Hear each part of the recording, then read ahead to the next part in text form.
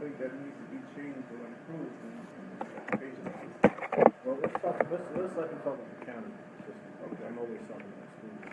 Well, I guess I could talk about education too, because that is a big focal point for me. I started out, I'll tell you a little bit about myself first of all. My name's Tafari. I live in Clifton. I'm on the board of ed in Clifton. Originally, started out based on some of the issues that I was experiencing with my kids. I have two boys on the spectrum, autistic spectrum, and my wife and I were experiencing a lot of issues with the schools, and I wanted to make a difference. I try to figure, okay, how can you make this process better for a lot of parents? So as we go through the process, we realize that this was not just an isolated issue to us. It wasn't just an isolated issue to our kids or Clifton. This was a ginormous issue. Parents, there's 250,000 families living with special needs in New Jersey, and very little services, very little programs are available. So that's where I started out getting involved with the Board of Ed. Ran for the Board of Education. Went from there to become the county president. I'm currently the county president for Passaic County School Board Association. Serve on the state side as a board of director member. So this is an opportunity for me to bring it all together. But I realize there's challenges there as well. Right. As a candidate running for freeholder, education is definitely top of the item on my list. I look at what I see is happening around the county, and try to challenge one of the major issues, which is the PCTI, Passaic County Technical Institution, expansion program. So there's a huge expansion coming on. This seems to be a state initiative. Essex County have already built or building their ginormous facility, but there's not a lot of dialogue on it. No one's talking about how it's going to locally affect taxpayers. No one's really talking about how it's going to affect the local districts. So we take a step to challenge the freeholder board to have a discussion on how can we work together to do what's right for not just the county technical school, but for all the children across the county. We've faced some resistance trying to, start a conversation. So that's what that was the prime factor that led me to run for freeholder. So if you won't have the conversation free by choice, well, we will force you to have the conversation. So across this county, Passaic County, every school board that has a November election will be talking about this PCTI expansion. The freeholder board have already passed the first vote to bond $30 million. That is not warranted. We don't need it. We don't need to do it. There's tons of high schools across the county that has a lot of space in their high school that can partner with PCTI to expand the program that is offered, to bring it locally to the local districts, to expand the program in that manner, and not necessarily say, well, we'll build this ginormous facility and we'll bring the students from all the local districts to PCTI. What that does is it not only does it take the student, it also brings the funding. The funding goes with the student. So they're taking funds away from the rest of the community and bringing it to PCTI. They also get double the aid. So while we're having this conversation, I want to make it clear that I did receive a cease and desist notice, which was in the paper this weekend about talking about PCTI. So the question is, why are they trying to quiet me to not talk about this? If it's such a great thing, you would think it would be an open discussion, right?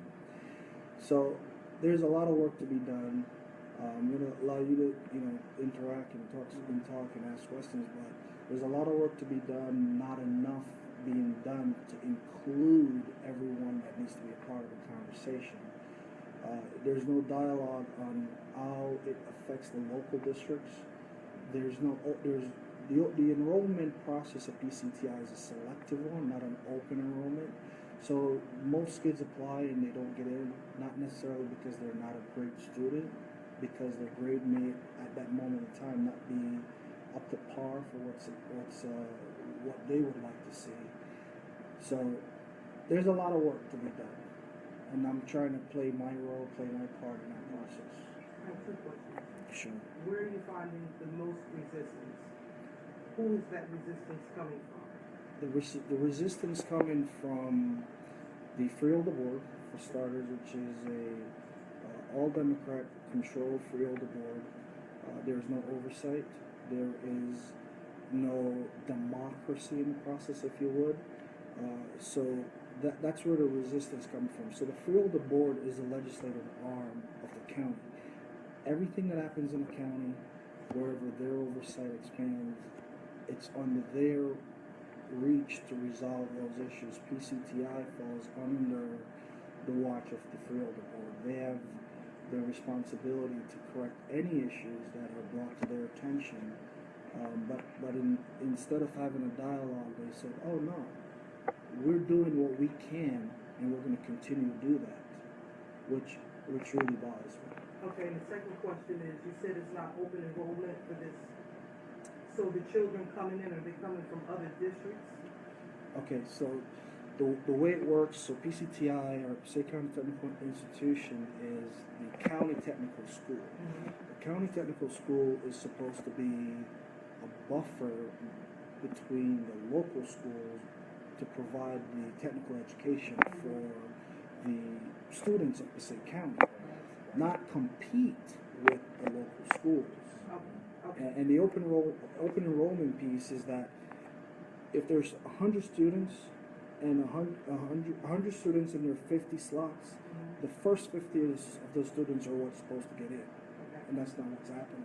There's a selective process on who gets in, and I can speak to that. And this is the third time I will mention this. Oh, they don't test. They And don't about, test. and Tafari, I think it's about, 6,000 students have been turned away. 6,000 students? Yeah. They don't test it. No, they go by your GPA? your grade. Right. Okay. Now we live in Bergen County.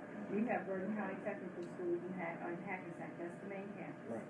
Now Inglewood has a satellite, Right. and there's one at Teterboro. Right. You take a test,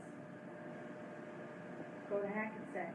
You really have to be genius, okay, to get in there. Inglewood, kind of, sort of too.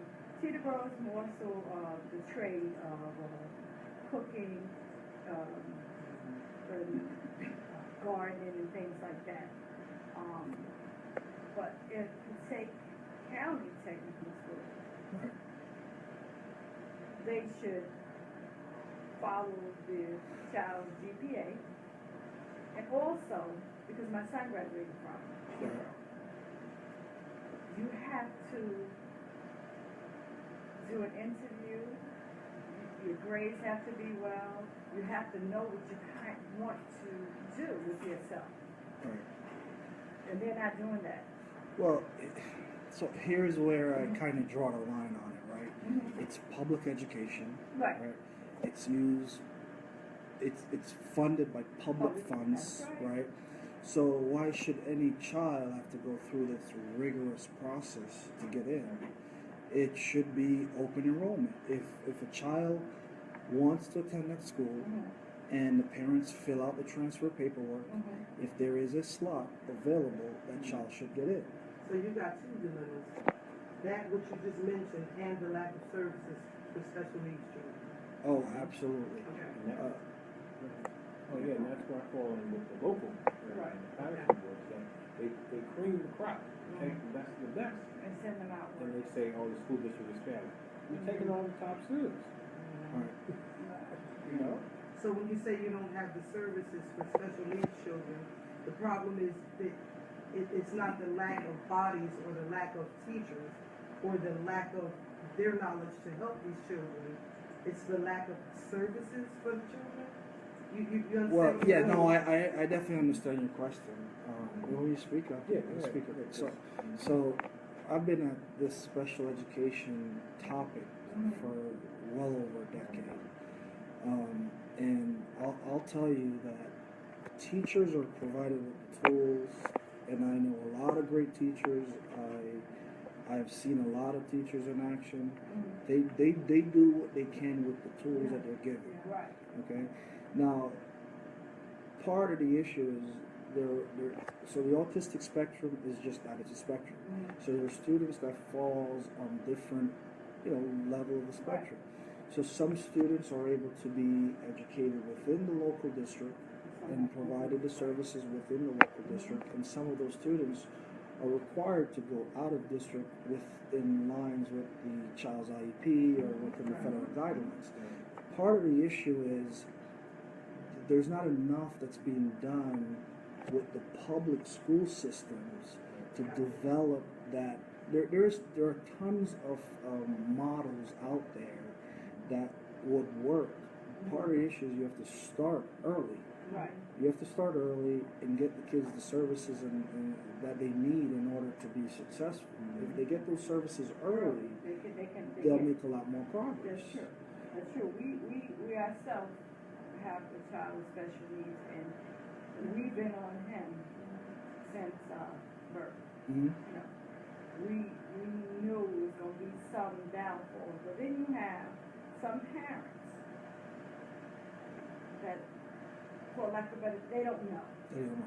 That's correct. And there's no one to tell them that you can do X, Y, and Z for your child. Right. And then some parents say, well, I don't want my kid labeled. Never mind the fact that your kid is going to be labeled. Your kid is going to be labeled anyhow That's if correct. you don't get them the help that they need. Right. A kid can't sit in the classroom. They say, oh, a kid can't sit in the classroom hungry, so we're going to start a breakfast program.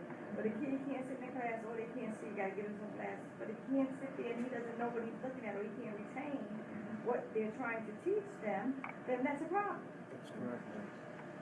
That's correct. A lot of parents are not empowered with the information. They don't. A lot of them don't know their rights. I've sat with a lot of parents, helped them put together IEPs, go over their IEPs, and show them how to go in and fight with the school district for what's best for your child. But one of the first things I will get is, I don't want my child classified. And I said, why? I said, there's laws that are put on the books, and those laws are put on the books for a reason. If your child does not have this classification, he or she will not get the services that he or she needs. Not wants, needs. And if the student doesn't get the services early enough, it makes that process even more difficult. Yes. It's like an uphill battle. That's correct. And at a certain point, if that child happens to graduate, let's just say from high school, and that kid gets a chance to, let's just say they enrolled in a community college, you are not wanting that kid to be classified as going to come back. Absolutely. So, and that's kind of brings it full circle back to the technical school issue. Is a lot of public schools since the late '80s have basically slowly get rid of their shops and all their programs. Exactly. Yeah. So the agreement was that, or the expectation was that the county schools would pick up a lot of these programs. Now there's tons of models. I can probably name 5 different county schools that have different things that they do. You just name one with Bergen County. Now, the model that we're trying to get the Freeholder and the PCTI Board of Ed to acknowledge is the Morris County model. Morris County has a very small technical school. Very little debt is put on the taxpayers, right? Their program is expanded to the high schools. Right. So by expanding the program to the high schools, now you don't need a large facility to maintain the overhead of a large facility because someone else is already doing that. There are a very limited amount of classrooms that are empty because they're being used. They're educating kids on the technical aspects. There's some other schools in Middlesex County where the kids don't go to the technical school full time. Right, half a day. They go half a day. Yeah, well, Exactly. you know. Let me ask you a question. Where does, and it probably has nothing to do with it, but where does the charter schools fall into this? Well, that's a good question, right? And I'm going to ask not you this question, but I'm going to ask some of the boards within this county that are paying attention. Is some see nothing wrong with what the county technical school is doing to the local district financially.